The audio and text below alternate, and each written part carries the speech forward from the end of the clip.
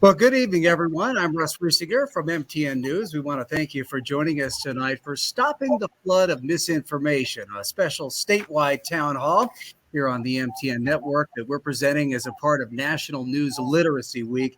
We've got a great panel here tonight that I want to introduce to you. We've got Dr. Jamie Belsky. She's the chair of the emergency department at the Billings Clinic. Lee Banville is the University of Montana journalism professor. He was formerly editor-in-chief of the online news hour at PBS. Daryl Ehrlich is the editor-in-chief of the Daily Montana, does a lot of great reporting. He's also spent a lot of time traveling the state, speaking on the topic of misinformation. And Ashley Nerbovig is a freelance journalist. She's also a grad, I should mention. She covered the 2020 election. She wrote specifically about the topic of misinformation for the Detroit Free Press. Looking forward to hearing from all of you tonight and from our viewers as well. You know, every day it seems we are bombarded with information. New technology bring it to us faster than ever before, seldom pausing to separate fact from fiction. And that's become a real problem, something that could very well be putting our democracy at risk. Last year, the average American adult spent about 11 hours a day consuming media on their computers, television, or mobile device. That's a 20% increase from just a decade earlier. We think news literacy is an essential skill in today's fraught information environment.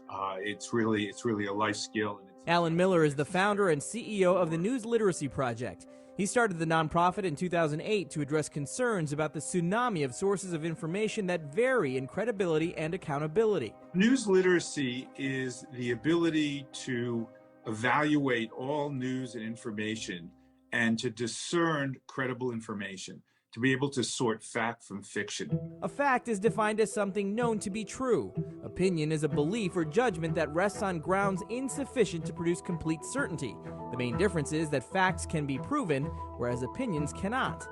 A 2018 Pew Research study found that when presented with 5 factual and 5 statements of opinion, only 26% of adults were able to correctly recognize all 5 statements of fact.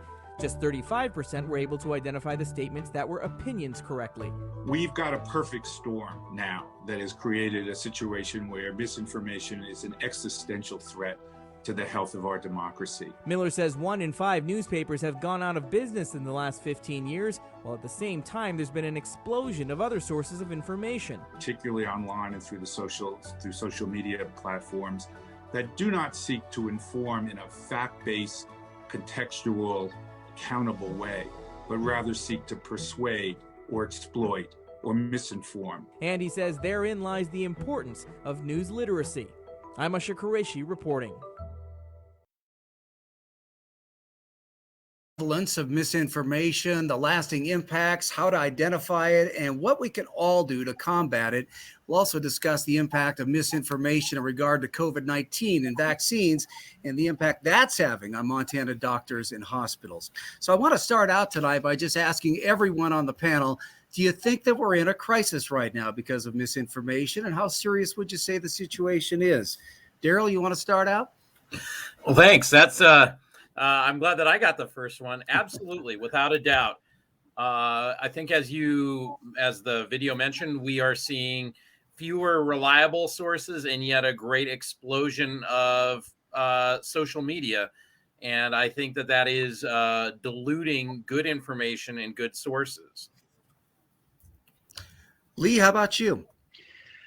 Well, I'm glad Daryl got that question first, but I think that, I mean, it's clear, I think, to everyone that misinformation is part of the modern media sort of ecosystem we all live in. I think the thing that's often challenging is when I talk with students or with folks about misinformation, they always see it as something that is affecting other people. That it's something where they often struggle to see their own either part in it, in contributing to it, or in sharing it. And so one of the things that I think is really hard for people to do is to check their own sort of like assumptions. And that is part of the challenge of sort of teaching people to be better consumers.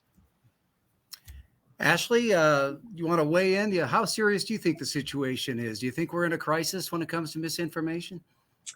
Yeah, I don't know that I would use, yeah, I mean, I would say that I couldn't tell you how serious it was, because it's a hard thing to gauge. But my biggest thing is that I think we have access to so much information that there's become a lack of reliance on experts who can go through and find all of your own mistakes and logical fallacies to say, this is kind of how this works. It's super easy to look at a data point and then use it to create an entire argument, which is, I think, a huge part of what is the problem right now, where you have a bunch of places to pull information and too many people who are unspecialized then interpreting that information and then putting those conclusions out into the digital universe. Yeah, we're bombarded with so much information. We really don't have the traditional type of gatekeepers that we had before. Well, and when you talk about gatekeeping, I mean, for years, when we talked about it, it was editors, producers who would choose what was going to be your nightly news rundown, right? Or would choose what would go on the front page of the paper. And now really it's our devices, and our devices are driven more by our previous behavior than what it thinks we ought to consume, right? It's not, and if we like news from a certain source, our devices know that and give us more of that information rather than information that might actually differ from the assumption we go into a story with. Dr. Belsky, I'm sure you have seen plenty of this in the healthcare field.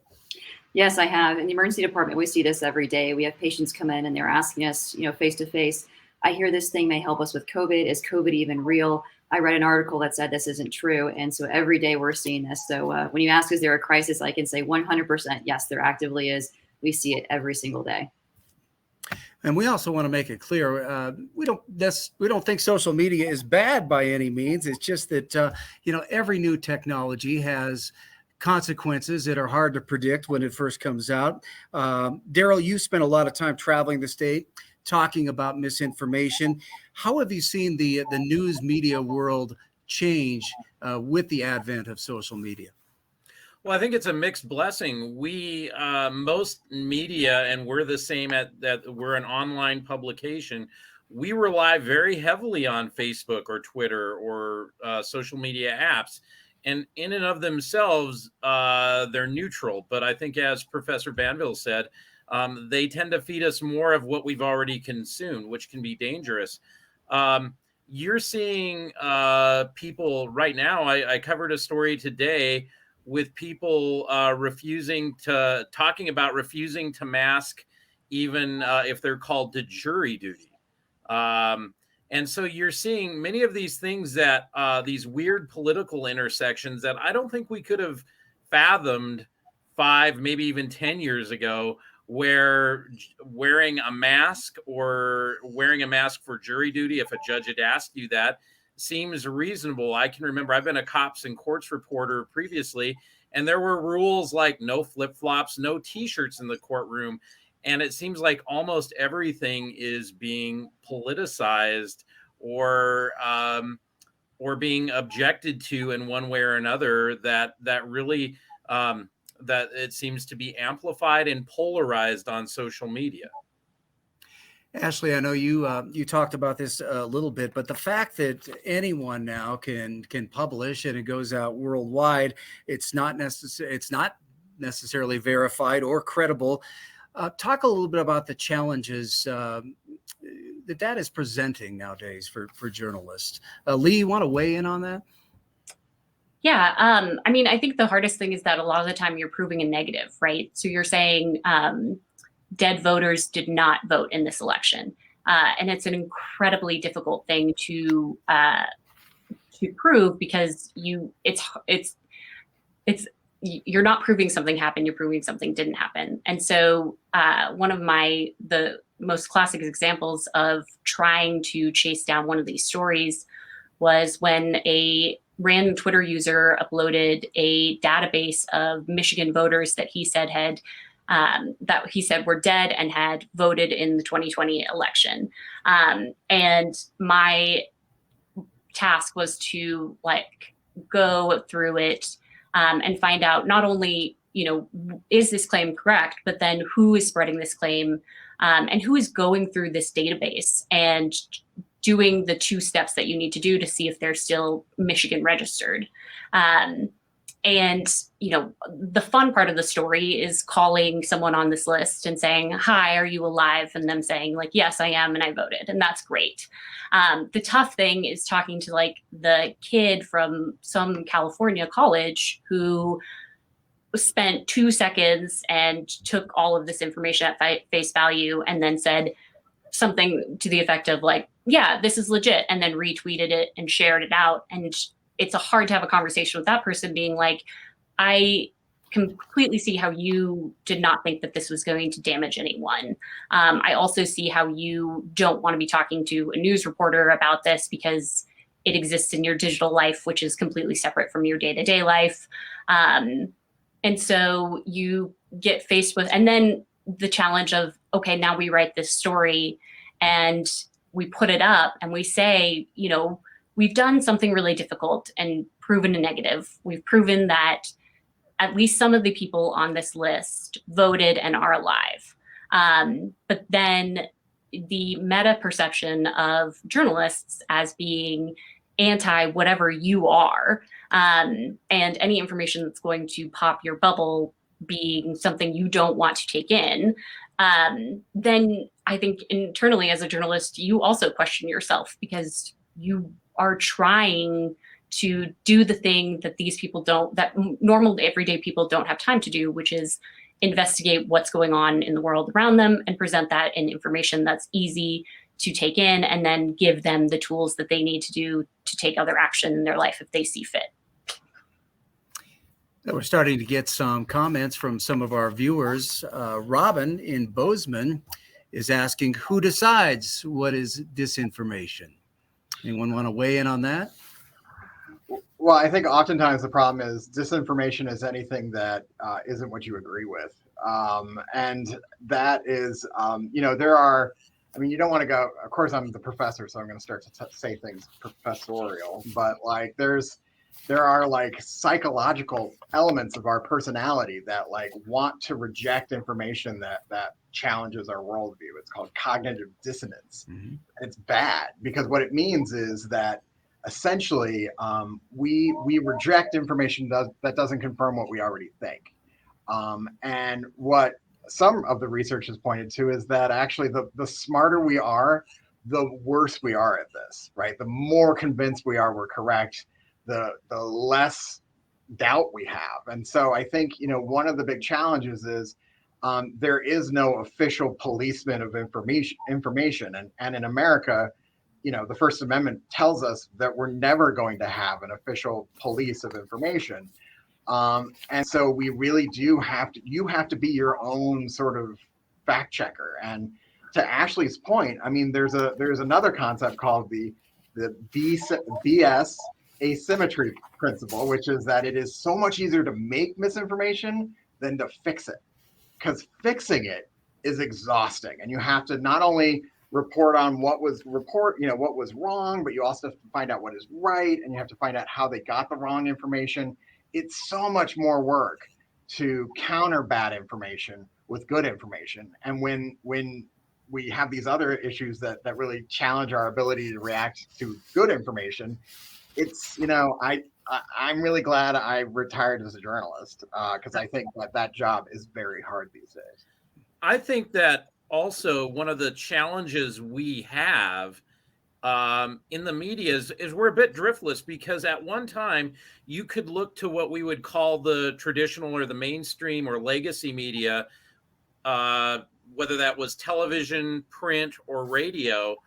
And there were barriers to enter that field such that you could, I think, more reliably trust what you heard from those news departments. But as we have seen a pullback of traditional or legacy media, I think nature abhors a vacuum, and information is the same way.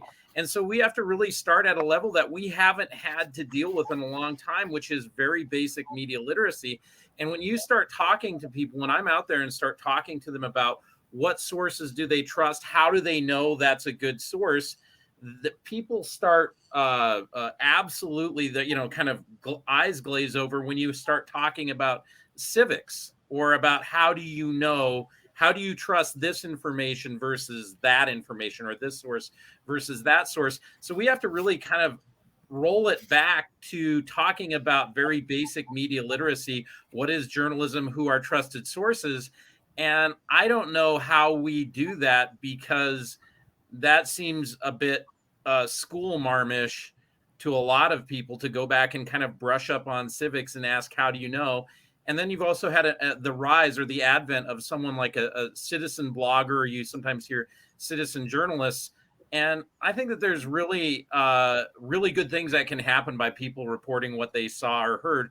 But I also think that, folks like me went to school for years, and there is a rubric that we use in journalism, that we employ, that's really helpful. And I don't think we do this with other people. We don't have citizen surgeons or citizen electricians, yet it's okay to trust a citizen blogger or a citizen journalist. That raises some questions for me. Well, Lee, you actually teach a course called Calling BS. And tell us a little bit about what you tell your students about how they can recognize BS. Well, I mean, first it's to recognize their own bias in this conversation, right? That misinformation, that you can fall for misinformation just as much as anybody else, because of all the things that everyone has been talking about, the digital tools, the sort of vacuum around expertise. And so what I do is I try to kind of break it down so that when you see something on Facebook or Twitter, you see the data point that Ashley was talking about, that you take a second, just a couple seconds, and check it, right? And like click on the link, read the article. So many times when you see something on social media, it gets shared before anyone actually goes in and consumes it and thinks about it. I think it's one of the things I always point out to them is, social media is driven by there is no like thinking emoji on Facebook. They're all emotion, right? They make me laugh, they make me angry, they make me care, they make me love. And it's like that, it's all playing to the emotional reaction. And that is fine when you're talking about, pictures of grandkids. But when you're talking about like, medical information, like the doctor was discussing, you don't want to make emotional sort of medical decisions, right? That is where you want good information. And so there is that process of really taking a few minutes to vet it, because the thing is when you like it or when you share it, you are now part of that system that is producing misinformation, potentially, or sharing good information, right? So you are part of it. It is not just somebody, it's not just the news media, it's everybody who's producing this, consuming it, and sharing it. And so we are all kind of in it together. I want to also ask the panel, just to get your thoughts. This isn't social media, but cable news, basically, in a lot of ways, has become opinion masquerading as news, whether it's the news outlets on the left or the right. How do you think this is contributing to the misinformation problem right now? Anyone want to weigh in on that? I'm going to take a stab at it. I would say that one of the things that we need in media literacy is better definition of terms. I think that all journalists are part of the media, but not everybody in the media are journalists. And so when you talk about media, I think we need to be more precise. There are people in the media like myself or Ashley who get paid for going out and reporting on stories. But a lot of what people see on television or on late night sound bites are actually people commenting on news, not actually doing the reporting. They're more entertainment or opinion. And then that gets wrapped up into, oh, well, you're just part of the media. And so I think we need to, when we have criticism of the media, which is absolutely should happen, and it's the check that people have on us and on the power that we wield. And I think that we have to be a little bit more precise, because the job that I do does not look anything like hosting a cable news talk TV show. but we're lumped in the same categories often. Yeah, and this is something that is like just straddling the cable news question and just what we've been talking about overall. But in that topic of defining terms, one thing that they were really, because I was funded by a grant for my election position, there was a couple things that I usually had to consistently hit in my article. And one of them was a definition of disinformation versus a definition of misinformation. Disinformation being, this is something that people are purposefully putting out into the ecosystem to confuse and to cause you to have doubt in an institution, in your government, in your own reality. Misinformation is sort of the over umbrella term for anything incorrect that you read. So, misinformation can be shared as like a joke and the person who's sharing it is aware.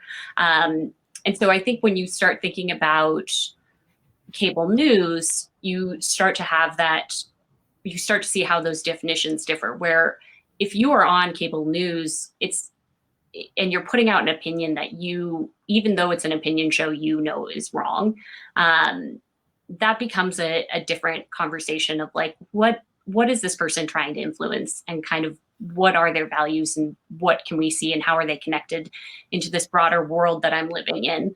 Whereas, they might say something incorrect and then go back and correct it in the next show.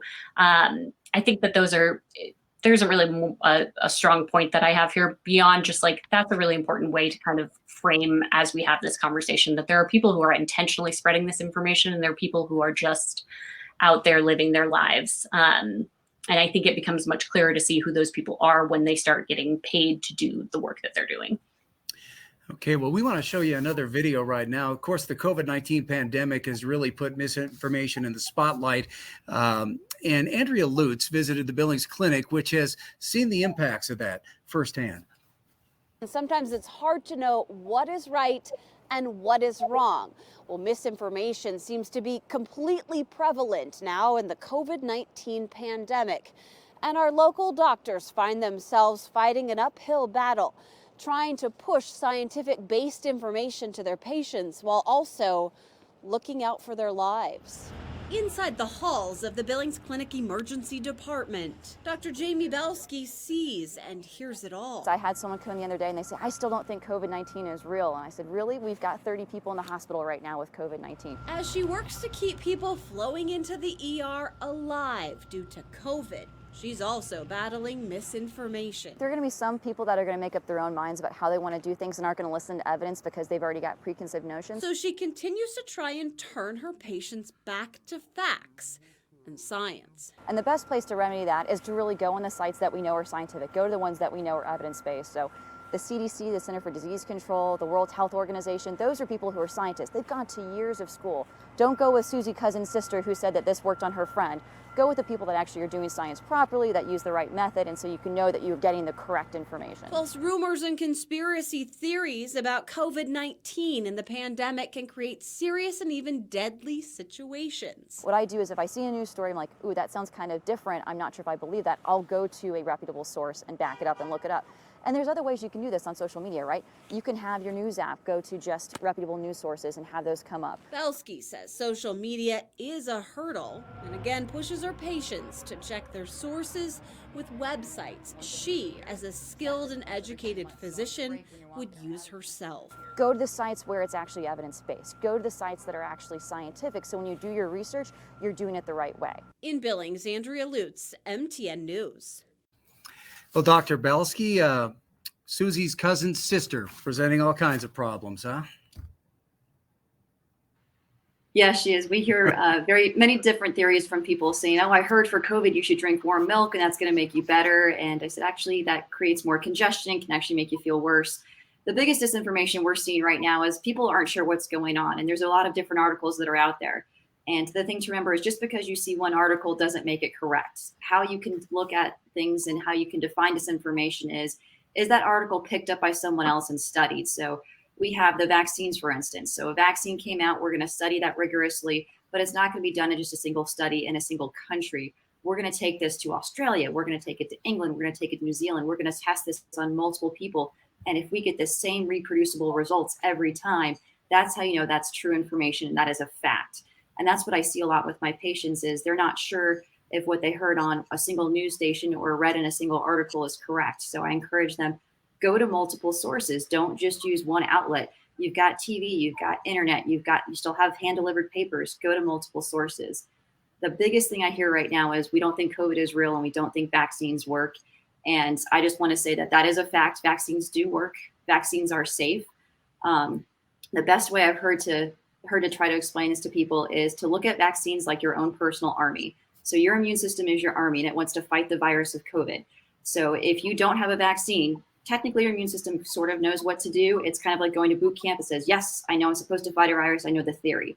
Now, if you actually want your immune system to be ready to go and fight that virus hard, you'd rather them go to training, right? Wouldn't you rather have SEAL Team 6 going after that virus rather than some guy who's on his first day in boot camp? And that's how I want people to view the vaccine. It's not going to prevent COVID, but it's going to get your body prepared to go into battle like a SEAL team. And so making sure that you understand the vaccine does work, it's not going to prevent it, but it's really going to help you fight it off. How frustrating is that as a health professional? You base your treatments on facts, you base your treatments on science, and then to be dealing with that all the time, it's got to be pretty frustrating. It's extremely frustrating. And the thing to remember about science, especially in facts, is science changes every day. That's the one thing that's consistent in medicine is ever changing. So people get upset sometimes and say, listen, I heard that this was working, but then that medicine, we're no longer giving it. What happened? Well, that's because we continue to study it and the virus mutated. So we had to stop using that medicine and change to something different. And it's okay for that to happen. That means that we're continuing to look at our evidence and continue to say what's happening. So it's normal for science to progress. How we treat somebody with a heart attack has changed in the last 15 to 20 years. Used to be we would watch them, maybe have them on bed rest. Now we're opening their hearts and their vessels up with performing procedures like putting in a cardiac stent. These are things that we've seen over time that have changed. You have a stroke.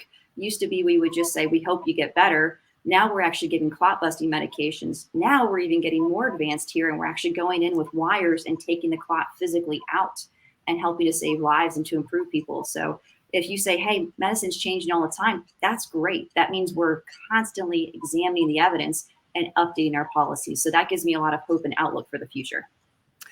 Does this flood of information, or misinformation, I should say, does it scare you? It does. It scares me sometimes that my patients are getting bad information and that they're trying to jump on things without fully reading them and understanding. And it causes a lot of hesitancy for some of our patients and some of my neighbors as well. I really get concerned that people aren't seeking treatment because they're just not sure. They've had so much media and so much information blasted at them. It's kind of like drinking from a fire hose. The information itself may not be complex, but the sheer volume of it trying to sort through is very difficult. And so I encourage them to reach out to their physicians, to reach out to their, if they have any family members that are in medicine, or to reach out to some of those sites we talked about. I've had a lot of people that aren't maybe very trusting perhaps of just a single entity, like, hey, maybe we're not sure about the government or something like that. So reach out to the World Health Organization. This is something that's completely outside of our control, that is done by an international body of scientists. They have a great website. They also go about a lot of misinformation. They have a myth-busting session just for common myths in COVID-19 that they address every day. All right. Thank you, Dr. Belsky. I want to remind our viewers who are watching us on Roku or some of our streaming devices, we will be going to regular programming here in a minute, but you can stay here and tune in to the conversation on any of the MTN station's Facebook pages. All right. Misinformation is certainly presenting a lot of challenges for all of us, but we want to talk now about the impact it's having on future journalists. Is it turning people away from the profession? MTN's Jill Valley visited the University of Montana Journalism School, spoke with several students about that very topic. I wanted to be a reporter since I was really young, watching the nightly news every evening. And that really never changed, even as the environment and circumstances got more difficult through the years. Austin Amistoy is a senior who writes for the student newspaper The Kaiman, with hopes of a TV reporting job when he graduates. His professors trained him well about truth in reporting. I think really the most important thing that we can bring to the job is just more transparency and a whole lot of trust, right? And that will come if we're really transparent with our processes and methodologies. And that's something that I think I've been really well equipped to do here at UM, and something that I want to bring into the job after I graduate here, because I'm not ready to give up on journalism as we know it. These young reporters have already experienced the immediate feedback to a news story via social media. Constructive criticism or questions are good. Personal attacks are not. Addie Slanger is the editor-in-chief of the Kaimin. I can't even remember the story I was writing at the time, but someone on Twitter took a picture of my profile picture, a screenshot of it, and underneath the article that I posted said, "This is the journalist, so we have to take it with a grain of salt," or something. So simply just because I was, I guess, a girl laughing in her profile picture, I was getting some judgment from the reader, and I think it's simultaneously good to get used to that now, but it was a bit of a learning curve. How do you stand your ground? You do it with diligence, and you do it with honesty. For me, I just focus on really, knowing that my copy is clean and my facts are straight, and I've taken as much time as I can to get the story right. So when you can rest on your assurance that this is all correct, that's all you can do. Most journalists are in this job because we're passionate about it, and these young students will enter the job market, whether it's broadcast or print, knowing full well the scrutiny they'll face. But they're also going to be facing a job that brings very long hours and often very little pay. Still, they're ready for that challenge. I'm ready to take it on. I think that, one of the oldest ways that we've really latched onto for communicating what's important to us is telling stories. And if we lose the people who do that, if we lose the people who put in the time and effort to tell those stories truthfully and accurately, we lose a lot of important things. We lose a bit of our humanity, and we risk losing things like our democracy. In Missoula, Jill Valley, MTN News. And I think young journalists like that give us all hope that our future's in pretty good hands there. Lee, I want to ask you, since you teach there at UM, how difficult is it for young journalists today? It's in a lot of ways, they're less, they're like Addie and Austin. They really are like, they kind of know it's a challenge. They know, they haven't watched the entire industry go through these sort of convulsions that sort of people who have my color hair have seen. And so they're kind of coming into it with this awareness that I certainly didn't have when I entered the field, of that personal scrutiny as well as that professional scrutiny. And I think, I think you said it. They're kind of, they give you hope, right? That's what makes it kind of easy to keep teaching them, is like we keep finding new voices, new students who bring us, news from communities we don't historically reach, like Native American communities, or even communities like Eastern Montana that just don't oftentimes get the kind of coverage they need. And so to be able to help them sort of shape those skills and then really put them out in the world so that they are experiencing it even as a student at a paper like the Kaimin has been kind of I don't know, life affirming is a little strong, but it certainly makes you hopeful that all the bleak predictions are not perhaps right. One of the biggest changes in the years that I've been in journalism, which are quite a few now, is just that now with the emergence of social media, it feels like the deadline is always now. You don't sometimes have the time to really take a deep breath and think about things. How do you see that impacting the immediacy that is so much a part now of news gathering? How do you think that has changed journalism, and does that concern you at all? It definitely is concerning, because it's really hard to have a well-edited story when the expectation is you've already live tweeted everything you've reported. And so it has, let's talk about the other elephant in the room, which is the economics of journalism have gone through a real rough patch. And so newsrooms are smaller, there are fewer editors, there are fewer reporters. And so what we see is sort of this, journalists, as Jill said, they come to work and they want to tell the stories that affect their community. They do it not because they think they're going to get rich doing it. They do it because they just feel like they have to do it. And so I think, the expectation of maintaining a social media presence, updating all these different platforms that frankly we're streaming on right now, and then also composing a completed piece at the end of your reporting project. That's a really complicated set of skills to have. And then you have, immediate and sometimes mean interactions with members of the audience who judge every single thing you do. And if you screw anything up, are ready to jump. And so, it's like I said, it's not an easy job, but it makes me respect the people like Ashley and Daryl who are going and doing it every day. Oh, and Russ, sorry. Well, sometimes you don't want to read the comments. I can tell you that. Derek and Ashley, you want to weigh in on that? Yeah, it's tough. And the deadline aspect of it, what I think is cool is that this is a double-edged sword, but there are so many new outlets coming up. So, when I left journalism school, I felt the need that I was going to have to either go to one of like 5 papers in Montana or change my focus from print to broadcast or move out of the state. And the way that we're kind of having a really exciting renaissance of journalism in Montana, at least for people who write in their medium. So, the Montana Free Press is coming around. Daily Montanan, which is Daryl's outfit, is starting to pop up. There's Missoula Current here locally. There are lots of little digital startups that are trying to bridge the gap that's been created by all of these legacy medias constricting in size. And I think I saw something that was pretty consistent that, for every 5 journalism jobs that you lose, you gain one new one right now, which is not a real stat. Don't quote that. It's just like you're not building as fast as you're taking down.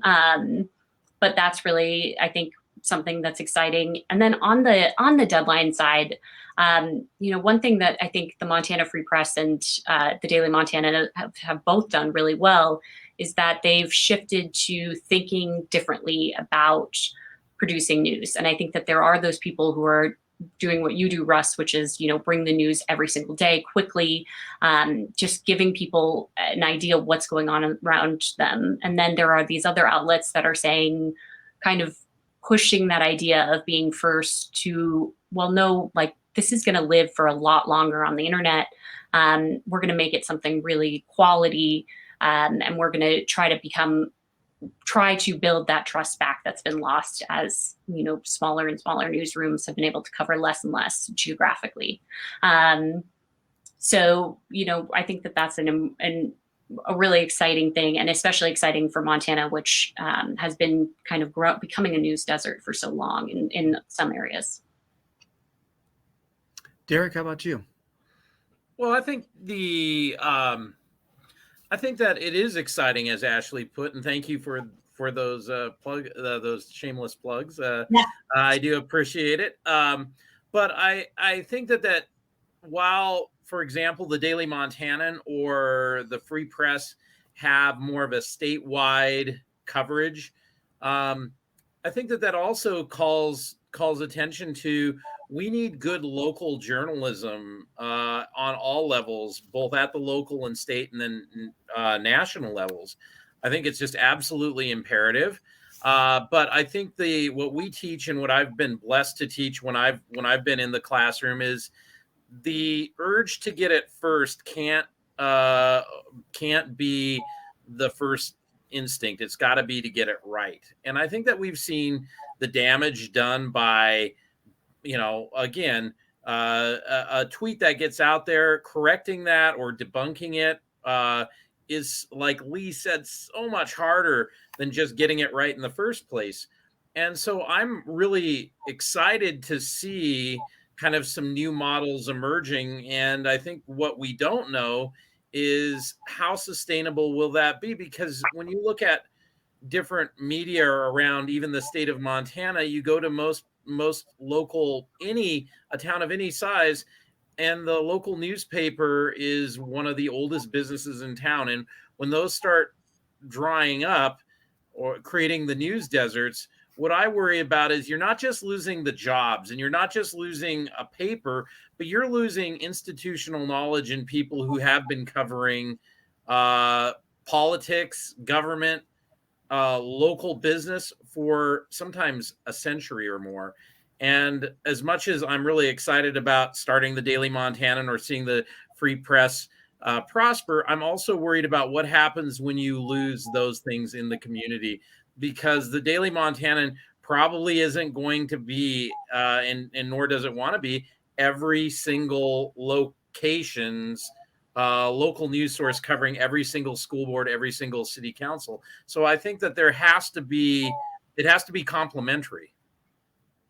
Yeah, and one point that I also would like to make is that in that as these areas become deserts and become vacuums of news, I'll give a shout out to Perry Baucus at the Ravalli Republic. He does an incredible job. He's been covering that community for years and years, and as his spread and area that he's able to cover with the staff that he has gets smaller and smaller, these disinformation outfits are finding those areas and they are making them something to focus on. One of my most probably startling moments in my life was when, or that's probably a little bit over dramatic, but it was shocking, was I was in a low community center meeting and a woman and I got to chatting, and she asked me if the Epic Times was a reliable source of news. And I was like, no, they're not. Where did you hear about them? And she said that they had sent her a free copy directly to her house. And that's something that I've been consistently finding across Montana. Epic Times is expanding. They are someone I'm constantly just following because I'm so curious what they are going to do, because they have money to burn regardless of what the economics are. So it's a good thing to just remember that, these legacy places are still great places to go for information, and not everything that comes to your house in print. We've talked a lot about digital information, like this is coming in hard copy as well. So that's just an important thing to know. Yeah, good point there. We're about to wrap things up, but before we go, I just want to ask everyone on the panel, if there's one thing that you hope the audience will take away from tonight, what is it?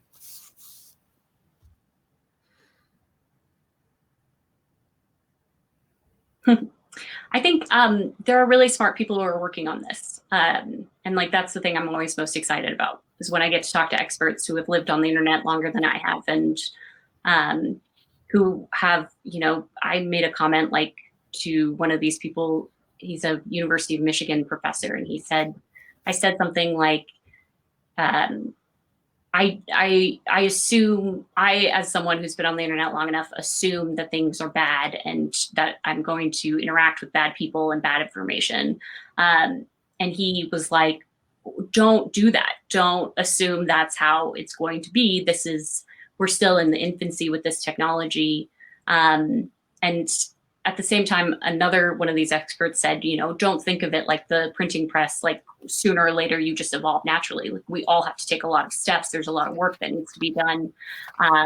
But this isn't a given forever, and people are going to work at it, and people who are smarter than me are going to work at it, and try to make information better and try to make sure that we are all consuming the right information so that we can make good decisions and base it on fact. So that always makes me really hopeful that there are people who genuinely don't see this as a baked in forever problem.